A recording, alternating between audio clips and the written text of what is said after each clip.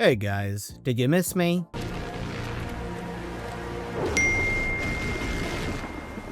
Kept you waiting, huh?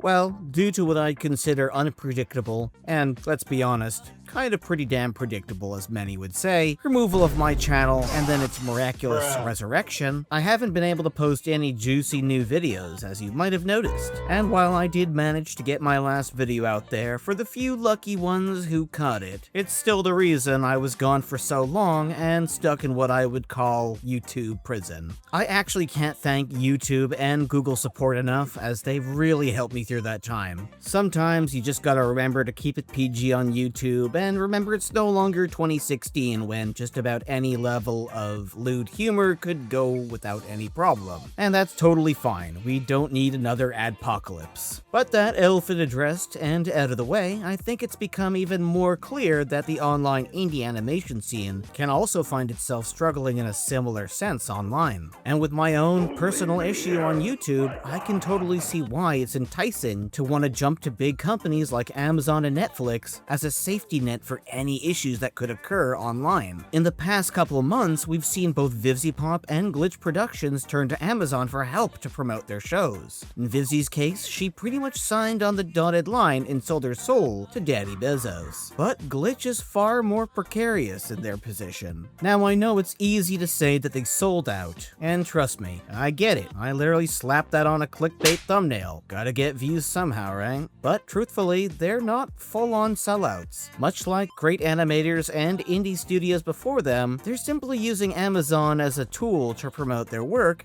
and to potentially fund far riskier, more original projects down the line. I mean, with shows like Owl House being cancelled by Disney due to not fitting their child-friendly brand, I'm not entirely surprised why they would want to take to another company to enjoy some of their benefits. Hey guys, if you want to support the channel, don't forget to drop a like and leave a comment. It really helps. After a week-long suspension, which is basically a decade in YouTube time, the algorithm's probably not going to be so kind to me. So any bit of engagement goes a long way. I appreciate you all, guys. I don't know about you, but I want that fully uncensored version of Knights of Guinevere without any hitches. That being said, I still think it's completely warranted to feel a little skeptical and want to examine why indie animators feel the need to seek backing from massive conglomerates like Amazon. Companies known for squashing creativity, devaluing indie projects, and not only that, but reducing artist payouts, all in the name of improving their profit margins. It's honestly a tricky situation and something that can't be talked about in simple black and white terms. It honestly kind of reminds me of the takeaway at the end of SLC Punk. While it's easy to label anyone who works within the system as a sellout, the truth is far more nuanced. There are people operating inside the system who are genuinely trying to make things better for others. Staying fully independent is a noble goal, sure,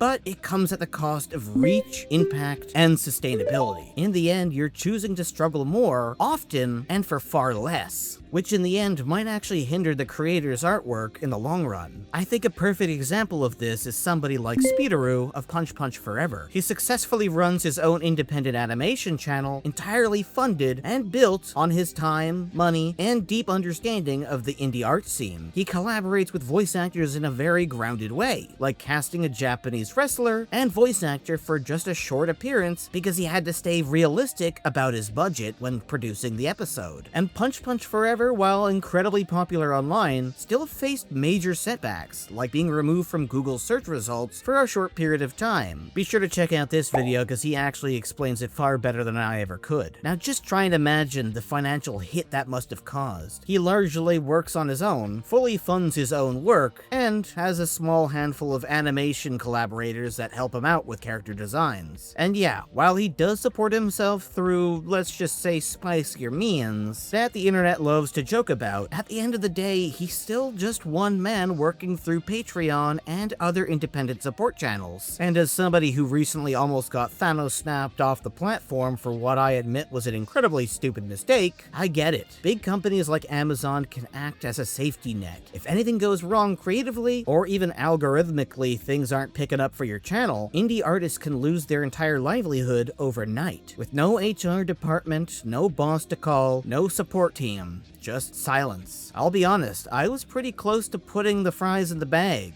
So I can only imagine how Speederoo must have felt watching his pilot get buried in the search results after pouring so much blood, sweat, and tears into it. So is Vivzie a sellout? Maybe a bit. But can you really blame her? Aside from how painfully annoying she is online and the way she interacts with fans, her shows are still countercultural animation projects. They're abrasive, R-rated, and entirely unfiltered. Actually, to its detriment, but I mean, hey, that's my own taste. And being backed by a company like Amazon with Papa Bezos at the top might be what helps her studio stay afloat and thrive without any interruptions. And Glitch Productions, they're in far less of an extreme situation. None of their upcoming projects are being advertised as Amazon-owned, so if that's what it takes to help Knights of Guinevere get more than 2 seasons and maybe a movie, unlike Animators' previous show, The Owl House, which was tragically cut short, I'm totally fine with them making that deal with the devil. That's all my thoughts, guys, and thankfully, I will see you next week.